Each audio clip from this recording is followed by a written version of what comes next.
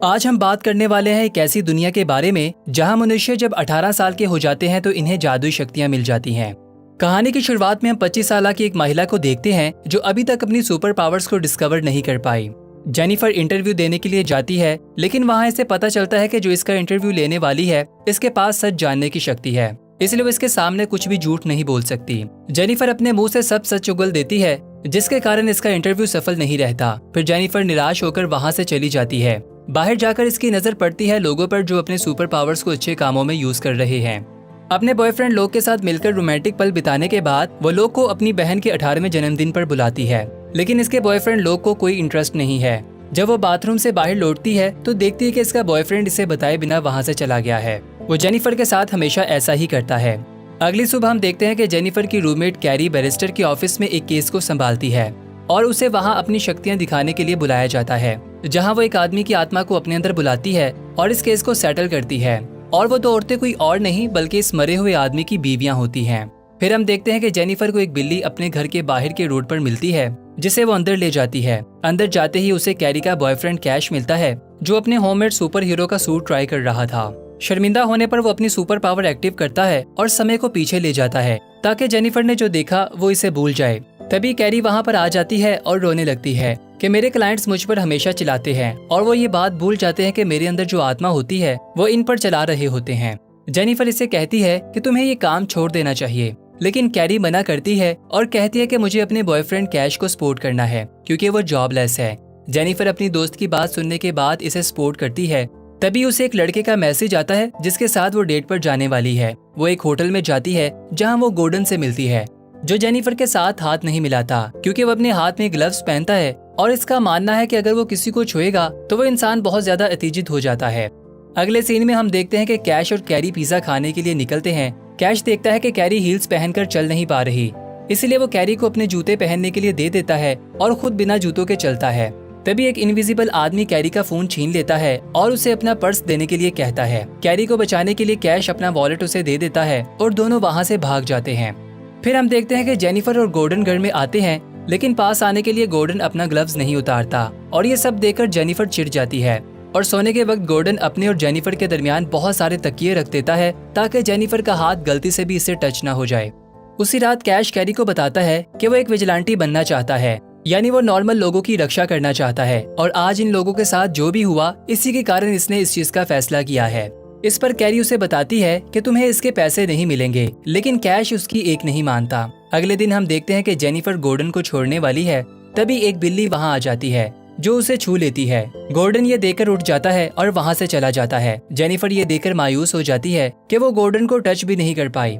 इसके बाद Jennifer, carry और कैश एक साथ ब्रेकफास्ट करते हैं और बिल्ली को क्या नाम देना है सभी इसके बारे में बातें करते हैं। तभी जेनिफर को ख्याल आता है कि वो अपनी जॉब के लिए लेट हो चुकी है। वो कैश से रिक्वेस्ट करती है कि समय को पीछे ले जाए, पर वो कहता है कि मेरी पावर्स लिमिटेड है, मैं सिर्फ 1 घंटा पीछे जा सकता हूँ। जेनिफर ड्रेस पहनकर अपनी जॉब पर जाती है और अपने को-वर्कर्स को बैलून फुलाने के लिए कहती है, जो उसे अपनी बहन की बर्थडे पार्टी के लिए चाहिए। तभी वहाँ स्टोर की मैनेजर एंजल आती है जो बैलून्स के बारे में पूछती है। उसकी पावर ये है कि वो 56 साल होने के बावजूद भी अभी तक टीनएजर की तरह दिखाई देती है। इसके बाद जेनिफर अपनी माँ के घर जाने के लिए टैक्सी लेती है। टैक्सी ड्राइवर के पास फ्यूचर देखने की जादुई शक्ति है। वो जेनिफर को बताता है कि वो आगे जाकर कैसे मरेगी। ये जानकर जेनिफर हैरान हो जाती है और वो इससे कई सवालात पूछने लगती है। तभी इसके डैड इसे कॉल करते हैं। जब अपनी बहन के घर पहुंचती है तो ड्राइवर उसे कहता है कि शराब से दूर रहना। इसके बाद जेनिफर अंदर जाकर देखती है कि उसकी माँ मैरी ने पहले ही बैलून्स खरीद लिए हैं, जिसे देखकर वो थोड़ा सा नाराज हो जाती है। दोनों बहनें एक दूसरे से बातें करती हैं। तभी मैरी जेनिफर से कहती है कि मुझे टैबलेट चलाने में मदद करो। जेनिफर कहती है कि जिसके पास टेक्नोलॉजी कंट्रोल करने का पावर्स है वो टैबलेट नहीं चला पा रही, तो जादुई शक्ति होने का क्या फायदा। तभी वहाँ मैरी का हस्बैंड आता है। इसके पास लोगों के इमोशंस को कंट्रोल करने का पावर है। और केक काटने के बाद एंडी यानी जेनिफर की बहन के लिए सभी लोग इंतजार कर रहे होते हैं कि 18 साल हो जाने के बाद अब इसके अंदर कोई सुपर पावर्स आ जाएंगी। लेकिन एंडी दुखी हो जाती है क्योंकि ऐसा कुछ नहीं होता। मैरी इसे संभालती है और कहती है कि सुपर पावर्स आने में कभी कभी कई हफ्ते लग जाते हैं, लेकिन जेनिफर एंडी का मजाक उड़ाने लगती है। तभी एंडी फ्रिज का डोर ओपन करती है और सभी देखकर हैरान हो जाते हैं कि फ्रिज का दरवाजा एंडी के हाथ में आ गया है।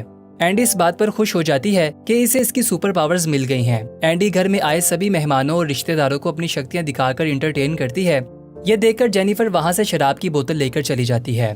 फिर उसे अपने बॉयफ्रेंड लोक का मैसेज आता है। जेनिफर इसके अपार्टमेंट चली जाती है। वहां पहुंचकर उसे एक औरत की आवाज सुनाई देती है। वो अंदर चली जाती है, जहां पर वो एक खूबसूरत लड़की लीबिया को देखती है, जिसकी सुपर पावर्स ये है कि वो रूप बदल सकती है। जेनिफर उस पर चिल्लाती है कि वो अपनी खूबसूरती को बरकरार रखने के लिए अपनी पावर्स को यूज करती है। इस पर लीबिया कहती है कि वो अपनी पावर्स को बहुत कम यूज करती है। इसका मतलब ये है कि वो कुदरती ही इतनी खूबसूरत है। ये सुनकर जेनिफर को बहुत जलन होती है। लोग जेनिफर से ब्रेकअप कर लेता है। ये कहता है कि अगर तुम दूसरों से प्यार करना चाहती हो तो तुम्हें पहले खुद से प्यार करना सीखना होगा।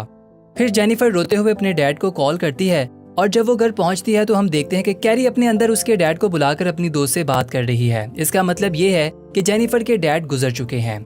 इसके बाद अपनी जादुई शक्तियों को डिस्कवर करने के लिए जेनिफर कैरी के साथ डिस्कवरिंग क्लिनिक पर जाती है, लेकिन वहाँ का खर्चा सुनकर वो बहुत घबरा जाती है। इसके बाद जेनिफर के फ्लैटमेट सोचते हैं कि अगर जेनिफर का स्ट्रेस बढ़ा दिया जाए तो शायद हो सकता है कि इसके अंदर सुपर पावर्स बाहर आ जाएं।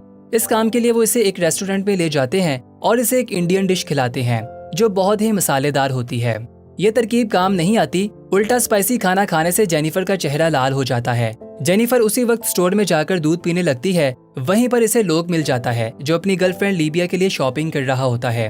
वो जेनिफर को इस हालत में देखकर काफी हैरान होता है।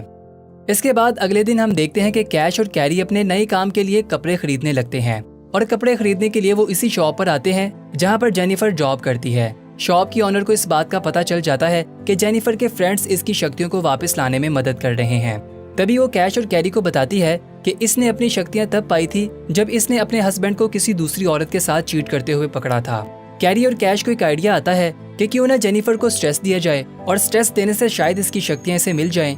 दोनों मिलकर जेनिफर को डेंटिस्ट के पास ले जाते हैं। डेंटिस्ट के ऑफिस में एक ड्रामना म्यूजिक चल रहा होता है। डेंटिस्ट जेनिफर को बताती है कि इसकी सुपर पावर है कि वो लोगों के मन को पढ़ के साउंड ट्रैक बनाती है। जेनिफर फिलहाल डरी हुई है, इसीलिए ड्रामना म्यूजिक बज रहा है। अगले सीन में हम देखते हैं कि वो बिल्ली जो जेनिफर अपने घर में लेकर आई थी अचानक से एक आदमी में बदल जाती है और इसे चलने में दिक्कत हो रही होती है। वो कैश को बुलाने के लिए आवाज लगाता है और इसका दरवाजा खरोचता है। कैश जैसे ही दरवाजा खोलता है तो वो बाहर बिल्ली को देखता है। उधर डेंटिस्ट के क्लिनिक में खौफनाक म्यूजिक चेंज होकर जैज म्यूजिक में तब्दील हो जाता है और डेंटिस्ट जेनिफर के दांतों को देखकर कहती है कि तुम्हारे दांत बहुत अच्छे हैं, लेकिन तुम्हारे कुछ दांतों को फीलिंग की जरूरत है। ये सुनकर तुरंत गाना फिर से बदल जाता है। ये प्लान फेल होता देखकर कैरी अपने बॉयफ्रेंड से कहती है कि हमें प्लान बी शुरू करना होगा। जेनिफर और कैरी बाहर वेट कर रही होती हैं। तभी कैश टेररिस्ट के कपड़े पहनकर आ जाता है और जेनिफर को अपनी कार के टनल में डाल देता है ताकि इसका स्ट्रेस बढ़ाए। लेकिन डेंटिस्ट की दी हुई बेहोश कर देने वाली दवाई के कारण जेनिफर होश में नहीं रहती और इसे किसी भी किस्म का स्ट्रेस नहीं होता। इसके बाद cash carry no parking area में गाड़ी को पार करके होटल में लंच करने के लिए चले जाते हैं। तभी उनकी गाड़ी को वहां से ले जाया जाता है जिसकी इन्हें खबर तक नहीं होती। जब वो बाहर निकलते हैं तो देखते हैं कि गाड़ी गायब है। कैरी अपनी दोस्त जेनिफर को कॉल करती है ताकि लोकेशन मिल पाए। कैश ये बताता है कि वो गाड़ी इसकी माँ की है और इसके पास तो ड्राइविंग लाइसेंस भी नहीं है, इसलिए वो इसे गाड़ी वापस नहीं कर पा रहे। दोनों भागते हुए गाड़ी के पास जाते हैं लेकिन इनके पास गाड़ी की चाबी नहीं है। अंदर से जेनिफर गाड़ी को पीट रही होती है कि इसे जल्दी से यहाँ से निकाला जाए, लेकिन टनल नहीं खुलता। इसलिए वो जेनिफर की बहन एंडी को बुलाते हैं जिसके पास ताकत है और वो गाड़ी के टनल को आराम से खोल देगी। और जेनिफर अपनी बहन से रिक्वेस्ट करती है। एंडी टनल को खोल देती है जिससे जेनिफर बाहर आ जाती है। फिर वहाँ पर मैरी और एन आते हैं। मैरी अपनी बेटी जेनिफर को बहुत डांटती है तो वहीं कैश और कैरी से पैसे मांगते हैं ताकि इसकी माँ की गाड़ी का जितना भी नुकसान हुआ है उसकी भरपाई हो पाए। इसके बाद अगले सीन में सब घर पहुँचते हैं। जेनिफर अपने एक्स को अपने कुछ सेल्फीज भेजती है, वो भी बिना कपड़ों के। लेकिन तभी इसके रूम में मौजूद बिल्ली आदमी में बदल जाती है जिसे देखकर वो जोर से चिल्लाती है, जिस पर कैरी और कैश दोनों कमरे में आ जाते हैं। जेनिफर इन्हें बताती है कि लगता है कि मुझे बिना कपड़ों में देखकर वो बिल्ली एक आदमी में बदल गई है, लेकिन वो आदमी बताता है कि वो एक शेप शिफ्टर है और कैट की फॉर्म में फंस गया है। इसके बाद वो तीनों इस आदमी से सवाल करने लगते हैं। वो आदमी कहता है कि इसके साथ क्या हुआ इसे कुछ भी ठीक से याद नहीं, इसे बस इतना पता है कि वो 3 सालों से बिल्ली के उतार में फंस गया था। ये सब जानने के बाद कैश इस आदमी को अपने घर से निकालना चाहता है, लेकिन जेनिफर इसे घर पर ही रखना चाहती है क्योंकि इसे कुछ भी पता नहीं है कि इसके साथ क्या हुआ था और इसलिए हम इसे ऐसे नहीं निकाल सकते। फिर जेनिफर को इसके बॉयफ्रेंड लोक का मैसेज आता है जो कहता है कि इसे जेनिफर की पिक्चर्स काफी पसंद आई है और वो इससे मिलना चाहता है। फिर हम देखते हैं कि जेनिफर को गली में कुत्ता दिखाई देता है। जेनिफर इसके पास आकर अपनी शर्ट उतारती है, तभी कुत्ते की ऑनर वहाँ पर आ जाती है। घबराकर जेनिफर अपने आप को वापस ठीक कर लेती है और वो ऑनर को एक्सप्लेन करती है कि मुझे लगता था कि मेरी शर्ट को देखकर ये कुत्ता इंसान बन जाएगा, शायद मैं गलत थी। अगले सीन में हम देखते हैं कि जेनिफर अपनी दुकान में काम कर रही है और एक कस्टमर आकर उसे डांटने लगती है कि इसने कपड़ों के साथ एक ऐसा मास्क दे दिया है कि ये मास्क इसके चेहरे से नहीं उतर रहा। दुकान की ऑनर इस बात की वजह से इससे काफी नाराज होती है, पर यह भी बताती है कि मैं चाहती थी कि मेरे मरने के बाद मेरी दुकान की ऑनर तुम बन जाओ। इधर हम कैरी को देखते हैं जो अपनी जॉब कर रही है और अपने अंदर आत्मा बुला रही है। दूसरी ओर घर में शेफ शिफ्टर आदमी जैसे ही कमरे में घुसता है, कैश इसे बाहर निकल जाने को कहता है क्योंकि वो अपने विजिलेंटी मेंबर्स के साथ मिलकर इनका इंटरव्यू लेने वाला है। शेप शिफ्टर आदमी कहता है कि मुझे भी देखना है ताकि मैं भी वापस इंसानों की तरह बर्ताव करना सीख सकूं। फिर इसके बाद कुछ लोग आने लगते हैं। पहला व्यक्ति जो अपने पावर से समुद्र में से मछलियां ला सकता है और दूसरा जो किसी भी दीवार के आर पार देख सकता है लेकिन इसका हाथ दीवार में ही फंस जाता है, और तीसरा व्यक्ति जो अपनी तशरीफ से 3D प्रिंट कर सकता है, और लास्ट वाला व्यक्ति फ्लैश की तरह तेजी से भाग सकता है। दूसरी ओर हम कैरी को एक म्यूजिक स्टूडियो में देखते हैं जहां पर वो एक मरी हुई मशहूर सिंगर की आत्मा को बुलाकर रिकॉर्डिंग करवाने के लिए आई हुई है। कैरी काफी स्ट्रेस में नजर आती है और मॉडल स्पोर्ट के लिए अपनी दोस्त जेनिफर को बुला लेती है। तभी जेनिफर को एक आइडिया आ जाता है। जेनिफर कैरी के मैनेजर होने का नाटक करती है और स्टूडियो के मैनेजर से मिलकर इन्हें बताती है कि इस फेमस सिंगर की रिकॉर्डिंग के लिए आपको हमें 3 लाख पाउंड देने होंगे। मैनेजर फौरन हाँ कर देता है, जिस पर जेनिफर और कैरी का खुशी से कोई ठिकाना नहीं होता। घर में कैश अपने टीम मेंबर्स के साथ मीटिंग करता है। तभी शेफ शिफ्टर आदमी नाश्ते के लिए एक मरे हुए कबूतर को लेकर आता है। ये देखकर कैश इसे दुकान से इंसानों वाला खाना लाने के लिए भेजता है। उसके बाद सभी मेंबर्स मीटिंग करते हैं और बोर्ड पर कुछ लिखते हैं। तो वहीं पर सभी बातें करते हैं कि इन्हें किस तरह से क्राइम को रोकना होगा और इनका सोल्यूशन निकालना होगा। लेकिन कैश सबको खामोश करवाता है और कहता है कि यहाँ का लीडर मैं हूँ, तुम बनने की कोशिश मत करो। फिर वो कहता है कि मैं सिर्फ मार्कर ढूंढ रहा था, इसलिए रैंडल अपनी तशरीफ से एक मार्कर निकाल कर दे देता है। अगले सीन में हम देखते हैं कि शेफ शिफ्टर आदमी जो कि शॉपिंग करने गया था वो सफाई की चीजों को देखकर बेहोश हो जाता है। स्टूडियो में कैरी देखती है कि वो जिस सिंगर को अपने अंदर बुलाने वाली है इसके लिखे गए गाने बहुत ही बेहुदा होते हैं, जिसे गाने के लिए इसे काफी मुश्किल होगा। लेकिन जेनिफर इसे काम डाउन करती है और कहती है कि तुम कर सकती हो। उधर ग्रुप के लोग डिस्कस कर रहे होते हैं कि अगर इन्हें कोई औरत मिल गई तो इन्हें कैसे बचाएंगे, और कहते हैं कि वो औरतों की बहुत इज्जत करते हैं। और कैश कहता है कि मैं औरतों को अच्छे से बचा सकता हूँ क्योंकि मैं इनके शरीर के बारे में बहुत कुछ जानता हूँ। इधर स्टोर में एक महिला बिल्ली से बने हुए इंसान की मदद करती है। इसके बाद हम देखते हैं कि कैरी और जेनिफर घर वापस आ जाते हैं क्योंकि इन्हें स्टूडियो से बाहर निकाल दिया जाता है। इन्हें इस बात का बहुत दुख होता है कि इनके हाथ से इतना सारा पैसा आते आते चला गया, लेकिन कैरी को इसके दोस्त ने सपोर्ट किया। इस बात पर वो दोनों मुतमईन नजर आते हैं। तभी दोनों देखते हैं कि कैश और बिल्ली से बने इंसान दोनों वीडियो गेम खेल रहे हैं। तभी दरवाजे पर नॉक होती है। कैटमैन दरवाजा ओपन करता है और देखता है कि एक महिला घर में एंटर होती है और बताती है कि इंटरव्यू देते समय वो अपना छाता घर में ही भूल गई थी। तभी अचानक वो महिला गेटमैन के साथ चिपक जाती है क्योंकि इस महिला की जादुई शक्ति ये है कि वो खुद को मैग्नेटिक में बदल लेती है। तो दोस्तों, कैसा लगा आपको हमारा ये सीजन? अगर आपने इसका अगला पार्ट देखना है तो कमेंट बॉक्स में लिखकर जरूर बताइएगा। मिलते हैं एक और नई वीडियो के साथ, तब तक के लिए बाय बाय।